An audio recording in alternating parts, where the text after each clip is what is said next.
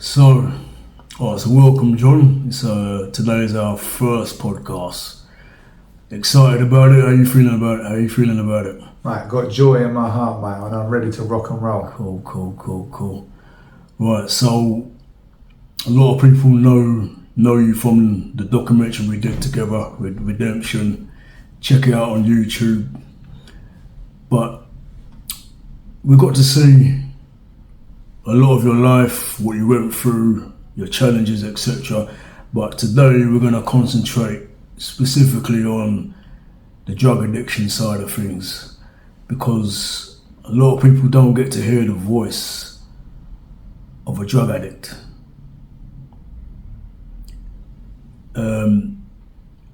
Relatively unheard.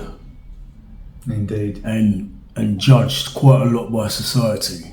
And today it's about hearing from true lived experience what it's like to be a drug addict, so people can understand a bit more and maybe be a bit more open, and maybe in the future have conversations with drug addicts when they see them on the street. So that's what we want to really try to achieve by doing this podcast. Really How do you feel about that? Yeah, really good.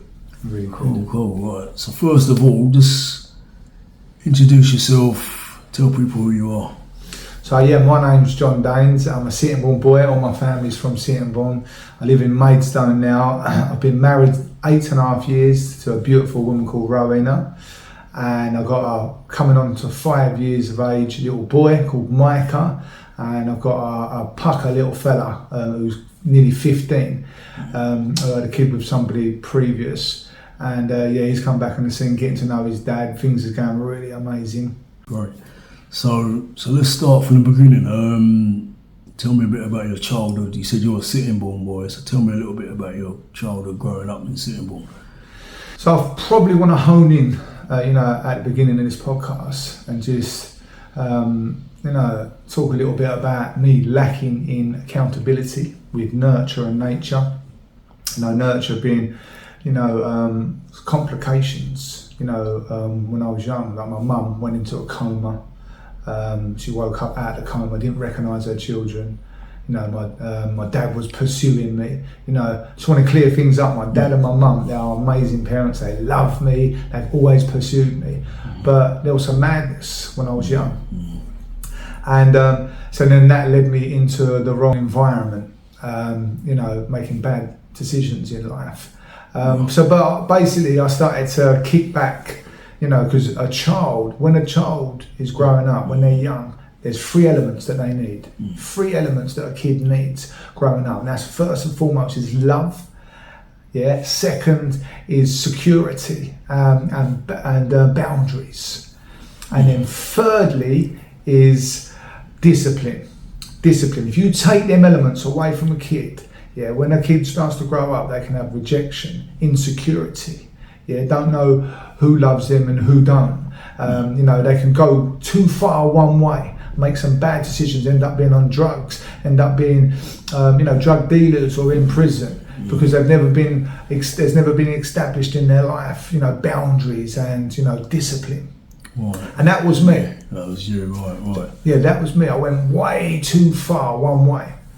So, but before that point, yeah, just as a child, even before things started to go wrong, what was you like as a child? Was you just a everyday happy-go-lucky child having fun? Mate, I was. Yeah, Curtis is good. I'm full of life. I've got a big heart. I love a loving heart. Just want to love people, want to get around people and have fun, live on the edge. Yeah. That's me.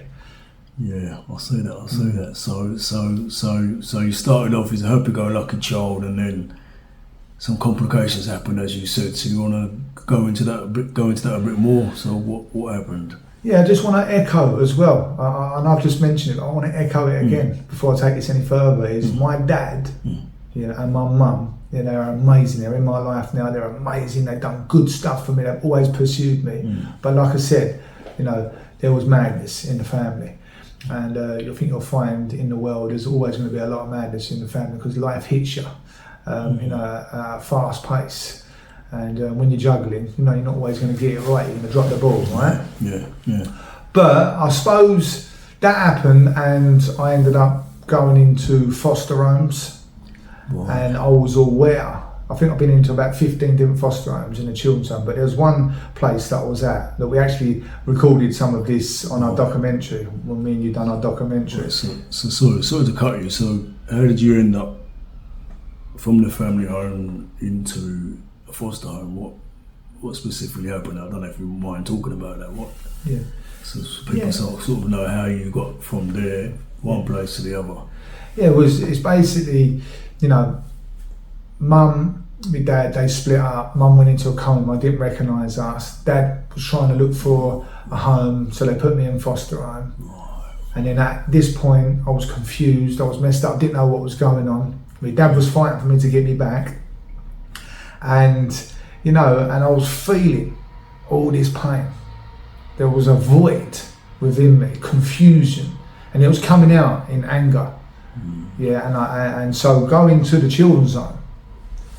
Right, I was in the children's home, and to fill this void, I was looking for something to stop me to think about what I was feeling, what was really going on deep within me. So one of the things was the excitement, the madness of, being angry, smashing things up, going out thieving. So that gave you some sort of buzz, sort of a high, did it? Yeah, give me a buzz, give me a high to forget about, brokenness within John Daines as a little young child. So I grasped that, I got a hold of that, and I started to pursue it. So I thought, oh yes, there's a substance here which is going to help me in life. And then that really developed into us going down in the children's home in Strood. There's this boatyard. You go down there, and I was only young at this point, but it was all like teenagers, boy racers, just got their cars and they're all smoking joints, and they're chucking the joint butts out the window. And we used to go down there. Bear in mind, I was only young. We used to nick all the joint butts, open them up, put them in a Rizzler and smoke it. So this is a point in my life where I started to recognise, actually, there's another substance. Right. There's another element that I can use to help me cope going forward in life. So I started to get on bongs, started to, bang mixes, we used to call them, mirror bar. It was solid back then, not weed. It was mirror bar, rocky bar. So I started to smoke all this drug, and that was cute for me at that time because it helped me. Okay, that makes sense. Right. So you're smoking this for how long? A few months? Or how long?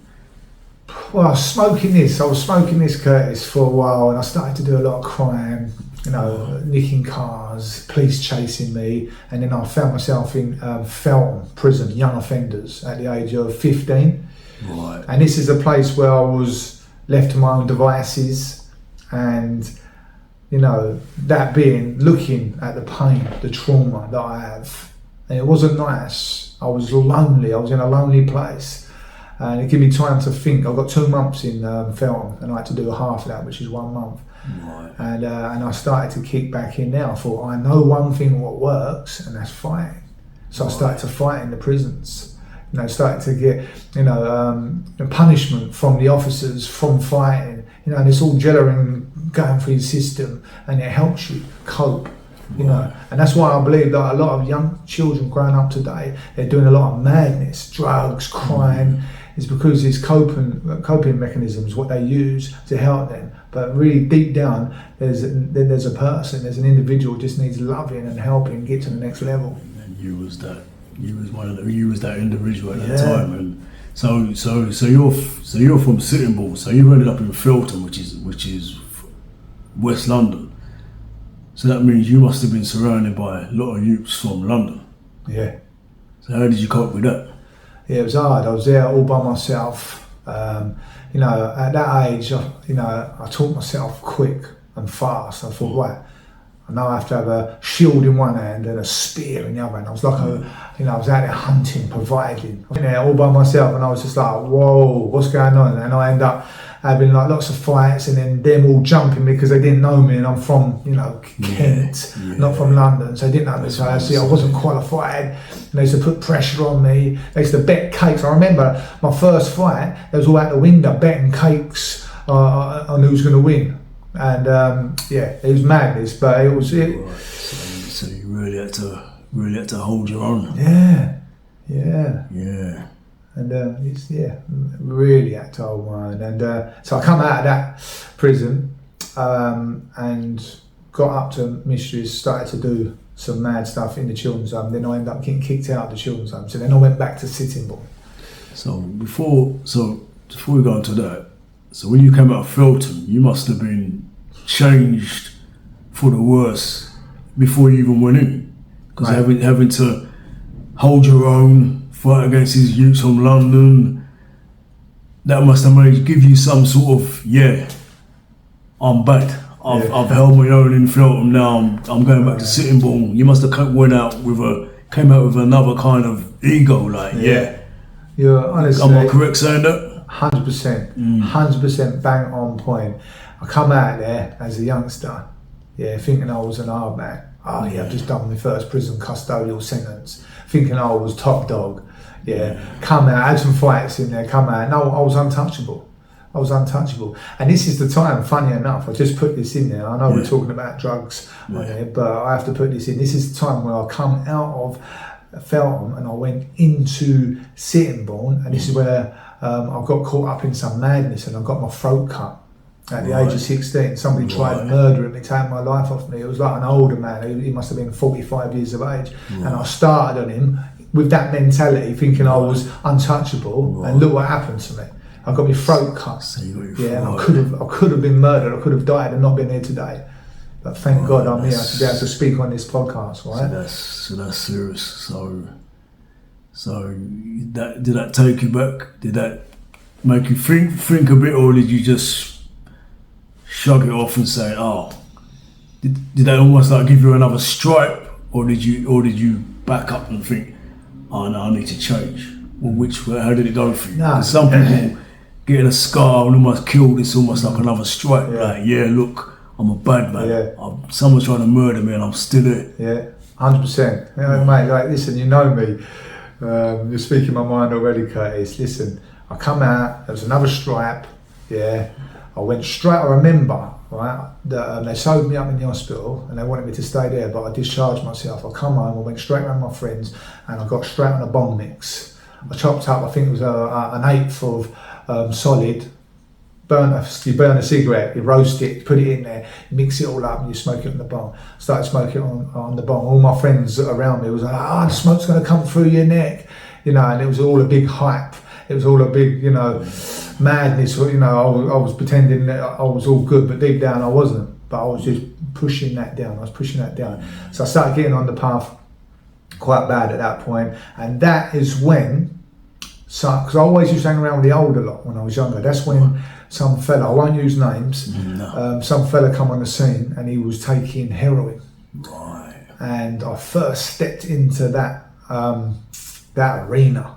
Right. And I remember he used to put the heroin powder onto tin foil, burn it with a lighter underneath, and used to chase the dragon, they called it. He used to up and down. So I had this, and this was different level stuff. Right, okay. It made me feel untouchable, and this is only for a moment, I talk about addiction as I go forward. But it made me feel untouchable, made me feel invisible. Like I didn't have none of them feelings. None of that lostness, what was going on within me, confusion, living in a place of despair was gone. Right. And how old are you at this point? You sound like you're very young. I think I was around about 16 at this point, 15, 16. I think I was 16.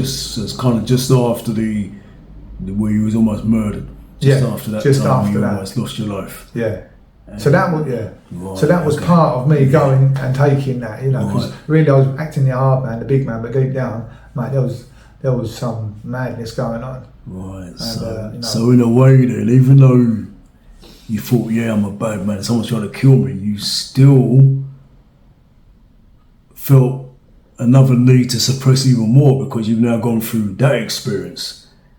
So you're showing one face, but below it, you're like, nah, that was serious. So behind all of that, you're still trying to cope with all those feelings. Am I correct saying? 100%. I felt that was key. That was the ultimate, thing that I was going to be using from now on, which is going to help me not think about, the reality, the normal side of life. And so I ran after it with all my heart. And a year later, I started to get addicted to crack cocaine as well. And then, they say you rob your own grandma. Right, so, yeah, like there's a saying that they robbed your own grandma. Like people used to call people skagheads and like bad names like that, because it's quite it is probably the worstest drug, I think. That it's terrible. It makes you do things. You're probably correct in saying that. Yeah, it makes you do things you would never even do. Right, so that means now, okay, so you're addicted to heroin now. So that means you got to finance that. So how are you financing that? Yeah, because that's another pressure now. Yeah, of course. So do you know that professionals, right, say that it's drugs is a disorder. It's a disorder of the mind. It's a disease of the mind. And it affects our thinking and our behaviour. And that's exactly what it does do, Curtis. It affected my behaviour. It caused me to go out and hit crime like I've never done before, in a big way, and I was chasing this feeling. And after a while, you chase this feeling, doing crime, in and out of prison, back into prison, that same cycle, on medication in prison, methadone or Suboxone, and then you come back out the prison, back on it. I was chasing it so much that it went to me taking needles to get that feeling back, because you're always chasing that first feeling. Don't last for long, that first feeling. Eventually you're just taking it to make you feel normal. So then I started to use needles, which was terrible. Do you know what, this drug Curtis, it don't just affect your body, it affects your soul. That you portray the very own fabric of who you are, right? So you start to lose your mind in such a way where you forget to have a wash. You might go days without having a wash. You forget to feed yourself. I used to go like 3, maybe 4 days without eating. Well, I was just chasing crime, chasing violence to get that next hit. So I was chasing something in such a way that I didn't realise what it was doing to me, the damage that it was doing to me. And I was chasing it that much just to get that next hit. And if you want to look at the studies as well, the studies actually show that actually I think it's 18.7% of people in the UK who have been recorded to professionals who are taking drugs. And bear in mind that there's 66 million people lives in the UK. So this number, 18.7 people taking drugs, has been recorded taking drugs. This number is 12.5 million. 12.5 million people taking drugs. And I'm willing to say that this is only people who have gone for help. I know lots of people growing up that people wasn't even going to professionals to get help. So I'm willing to say that number, we can double that number. So I'm 25 million out of 66 million in the UK are taking some sort of drugs. Right. So I left the children's home, but just coming on to 16, started doing a bit, got me a throat cut, started getting on the path, and then fast, weeks after that, got addicted to heroin. So now I'm in Sittingbourne. All this activity is done in Sittingbourne. Started to burn my bridges with friends, with family. My family done tough love with me, because my family are all from Sittingbourne. They done tough love with me. Friends didn't want to, be with me. They used to cross the road. I was like, let's keep away from John, because this drug, it makes you rob people. I used to rob people. You rob each other. In that circle. You rob each other. And I've seen people go there and buy drugs for somebody, and they're going to share the drugs with them, and they took the pure substance out and put, poison stuff inside. I've seen people. The fella, the person who introduced heroin to me, he's dead now, and this happened to him.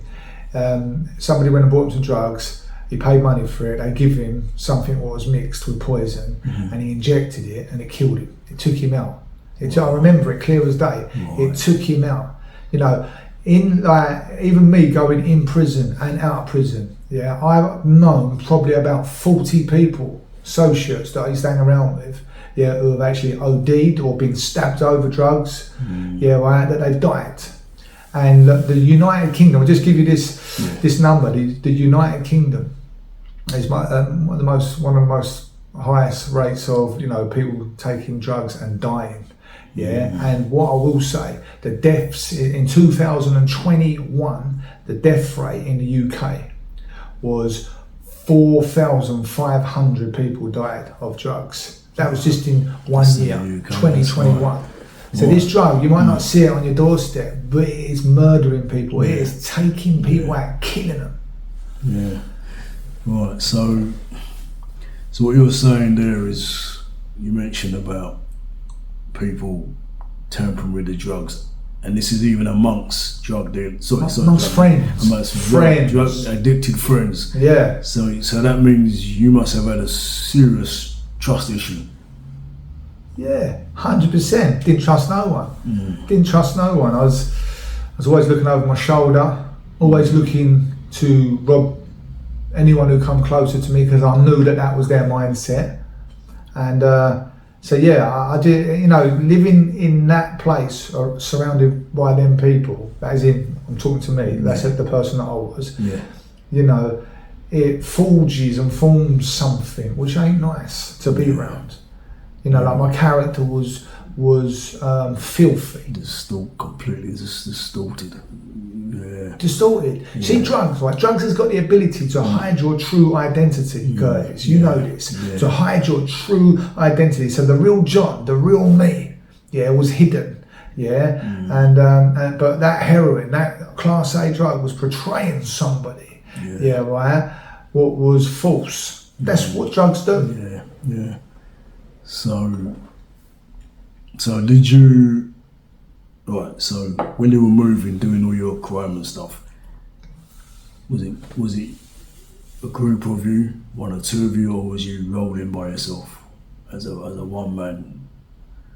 How was it?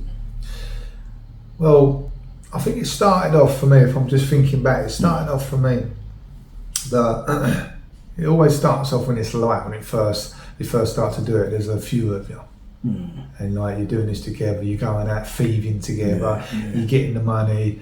You're going buying the drugs. You come back. You do the session together. It all starts off like that, but then obviously it takes you to a different level, a different capacity. Right. Yeah. So then the addiction gets hold of you. You start to offend each other. You start to try to thieve off of each other, scam each other, and then so obviously there's an argument in that, and then you fall out with people. So after a while, you end up, and I mean this with all my heart, and people who are watching in, who's maybe been addicted to drugs or still is addicted to drugs, they can testify with me on this, that everyone who starts off doing drugs, you will end up alone. You're alone, right? And please, I just need to say this. I've got something I just want to just drop onto that. Yeah, I love my studies, my research. And the research shows that segregated people, so people who are isolated in life, it reduces the way your mind's programmed. So it causes mental ill health challenges, and it can cause illness to your body, right? Yeah. There is, they've done a research that I think 30% people died. It was 30% out of 100 that people was dying when they was living on their own. Right. Yeah. And these are old people, and then old people who's got pets. Yeah. Old people who've got companionship, whether it's just animals, they was living a lot longer. So we was wired, humanity, human beings are wired to be communal. We're supposed, that's right. Or to be communal, So drugs will always take you to a place where you're going to cut off from society. Explain to me Because there must have been many moments of where you felt absolute despair, like, what's happened to me? How did I get here? I got to get out. I got to change. You must have had those moments. Can you describe any of those moments, the feelings, what you were going through, the emotions? I'm actually writing a book at the minute called From Crack to Christ, and I've done chapter 1, chapter 11, but I'm on chapter 2 at the minute, and it's called The Valley of the Shadow of Death. Yeah, right. I'm talking about. I'm taking. It's intimate. I'm taking you deep, at a deep level, showing you what it's like, showing you the error to it, so I was speaking in that book a lot about what I got up to, but also I remember that I was always tapping into my moral compass. I was always hungry to step into a different level of success. I was hungry for it. I didn't want to be there. I knew that I shouldn't be there. Right? I knew that I shouldn't be there. Yeah, right. But I was caught up in this addiction and I didn't know how to break it, and I was trying to break it. I remember when I come out of jail, every time I come out of jail, all over the country, different prisons I've been in, every time I come out, I always had the good intentions to say, right, I'm going to do well on that. Come out, boom, hit the floor, mate, yeah. And I know that the government, the elite are doing something amazing now. There's some good organisations out there doing some stuff about people coming out of jail, trying to restore their life, trying to, guide them. There's a lot now, but back when I was growing up, when you come out, I felt the system, wasn't that good. So you come out, I was looking for help, and then obviously it crumbled, and I was back into taking drugs. Whether because I was homeless, come out homeless, having to sofa surf. What you said?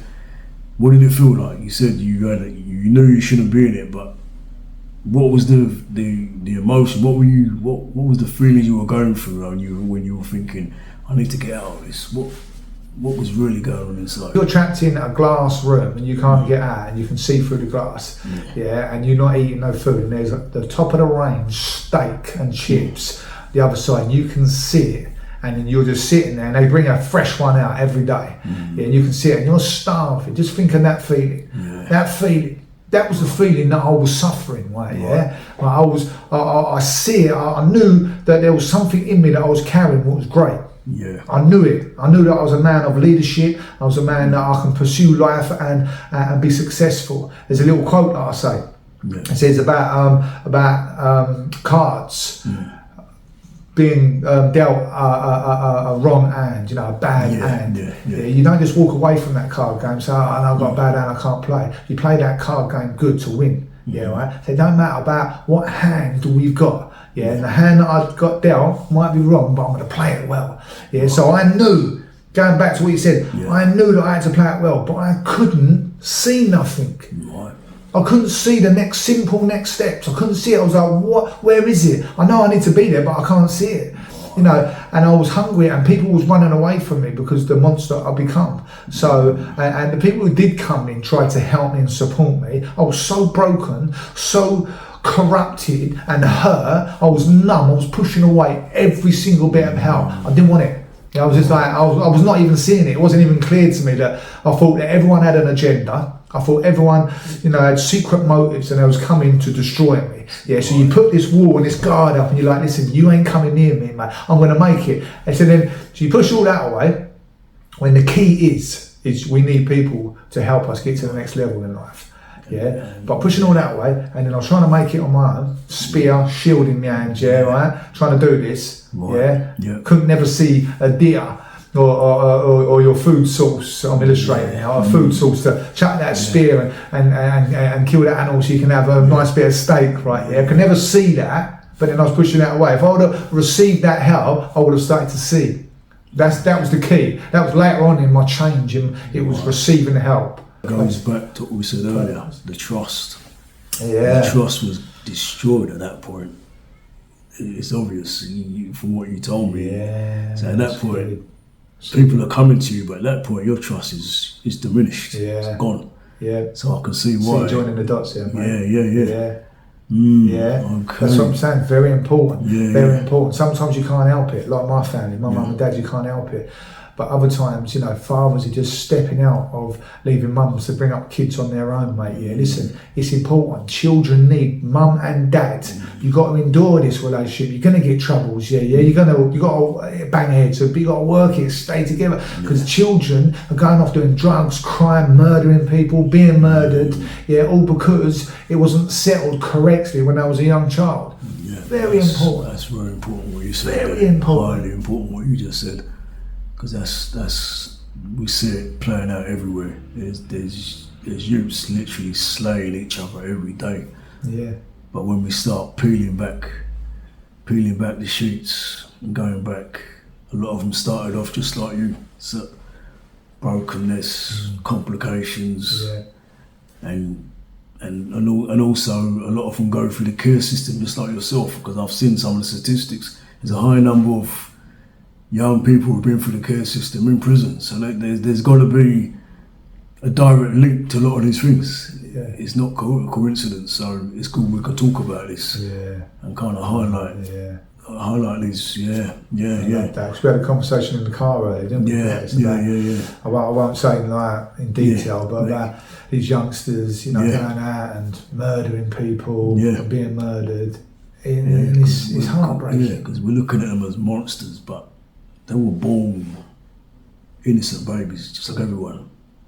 Oh. But then they went through the wrong process. Yeah. And that's the result. And So I'm saying they're just they're somebody's kid. There's somebody who's not been taught right, who need guidance, who need knowledge, good knowledge to help them come out of that state. You know, but what we do is as society, you know, we're chasing our dreams, we forget about it, we push them to the side, they're on the fringe of society. We don't understand these people who took drugs or you know, been brought up in the wrong family. We push them out and it makes them even worse, and we're never going to stop it. But the key is intimacy. The key is stepping in and loving them. You know, I've known people come out of prison, governments give them a house, council, you know, give them a house, 6 months they're back in prison. You can give materialistic things, like that won't last. That's not sustainable, right? Yeah. What they need, people who's had a life of madness, had a life of ruin, they need sincere genuineness. They need love. They need no strings attached, no agendas, just getting alongside them and helping them out. And then they start to drop the guard, and then you can start to, you know, pierce their life in such a powerful way where they'll go to their designated destination and do well in life. Yeah, I see your point. Yeah, it's almost like giving someone a brand new Ferrari, but they can't drive. You know what I'm saying? It's mad. So what we're saying, and more needs to be done. We've got to get more in depth, not just throw things at people. Like, there's a house, there's some money. Crack on. Don't work. It's not working. You've lived it. Don't work. It's more deeper than that. Yeah. It's more deeper than that. It's going to take a community to do it. Yeah. It's going to take all of us to do it. So going back to support now. Now we're talking about support. So I know obviously there's lots of families dealing with family members who are addicted to drugs, and I know everyone deals with it differently, but was there a point where some tough love had to come into place from family members to kind of give you a kick? Because you can enable your son or daughter, keep giving them money, keep supporting, and at some point it almost gives them almost like a comfort blanket, like, my family's always going to pick up the pieces no matter what. But I know some families get to the point where they draw away and the child either sinks or swims. Sometimes that kick makes them realise, I'm truly on my own now. I'm either going to die or I'm going to have to come out fighting. What was your experience like? That's a very deep and powerful, profound question. A lot of people say tough love's good and they go on that side. A lot of people say, you got to, embrace them, love them and help them. But I believe, sometimes it might work on one way, especially more so the tough love. That worked with me, tough love. It's a tough love worked to me, but I reckon that there's a middle playing field. There's something in the middle where tough love's got to be executed. Yeah, but you got to grip them, you got to hold them, you got to really, help them and guide them, because I like tough love. I felt it added to my rejection, it added to my insecurity. When my family done tough love on me, and I was reaping what I was sowing. I was being terrible to my family. I was nicking from their houses. What are you going to do when you've been told time after time and time and they just keep coming back, keep stealing from your house? You're going to do tough love. They love me. My family's heart is on point. They all love me, but they've done tough love. But I would have liked to seen, and I think that this is on point for anyone who's watching, I think I would have liked to see, that middle ground. So you can bring tough love, you can bring discipline, but you can love them. Because there's something about being in the right soil in life, right? And I believe that there's a seed in everyone, right? Everyone's got a seed, orange seed, right? I call it an orange seed. Everyone's got an orange seed. I call it greatness, I call it gold, So the potential of that seed has got potential to be a complete tree, even an auction over time, But the future of that seed is not ahead of it. The future is trapped inside. But if you put that seed on the floor, it'll break up and it won't do nothing. But if you put it in the right soil and be nurtured and nurtured and watered, it'll grow to fruition and be a complete orange tree where people around the world can come for it. So these people, I've got a seed, I believe that there was something bigger and greater than the situation that I was in, what was in me, So we need that comfort, that love, plus that discipline for that seed. So that's the soil. So these people are broken. You've got to create an atmosphere. You've got to create soil for them to be in, so they can get a hold of this greatness that they're carrying. So it can start to grow. If you just do tough love and just leave them to their own devices, it's like that seed being on its own. It's just going to break up and do nothing. Right. So we need they need the soil. So they need the love. They need come into this family, but then they need the tough love. That means taking away stuff from them, not giving them money, not giving them stuff. So they need that, but they still need that soul for them to do well in life and come out and break that addiction or break whatever it is in their life. Hopefully that makes sense. That makes sense, yeah, that does. Right, so obviously how long have you been clean now? Oh yeah, 11 years, mate. 11 years, going strong, well man. Done, man. Big up, man. Going strong, 11 years. So, how did you get off the drugs? And you've sustained it all this time. So, when was that moment where you broke the habit? Which is a massive and amazing thing you've done. Yeah. I mean, a lot of people don't get to that point. Yeah, of course. I mean, for me, if I'm real, it was Christ for me, I'm a man of faith. Christ touched my life, changed everything. Wow. Yeah. Changed everything, It's the fuel from heaven, what I'm operating on today. But on a practical level,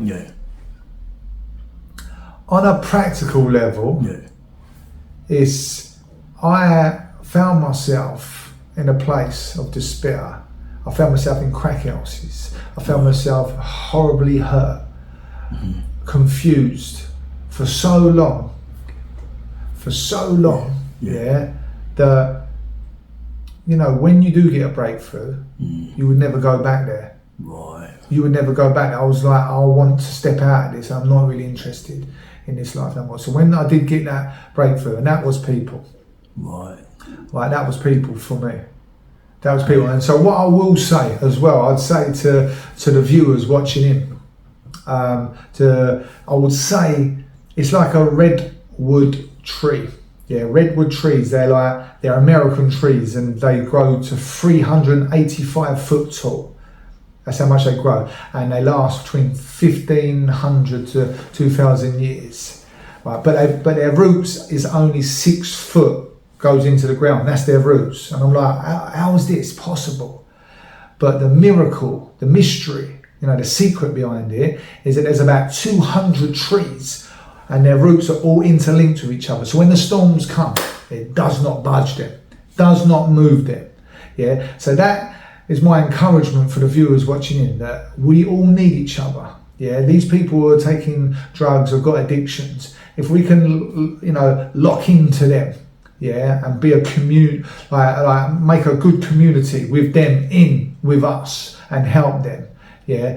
More so that they will be successful yeah, they'll be strong amongst all of us, all trees, all rooted into each other. So when storms, when things happen, you know, we're good. You know, we can be able to make it and move forward. And that's my encouragement to the viewers. Yeah. So, right. So you said people. So who were these people?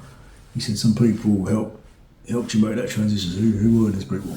So the people was, for me, it was Karen Hands.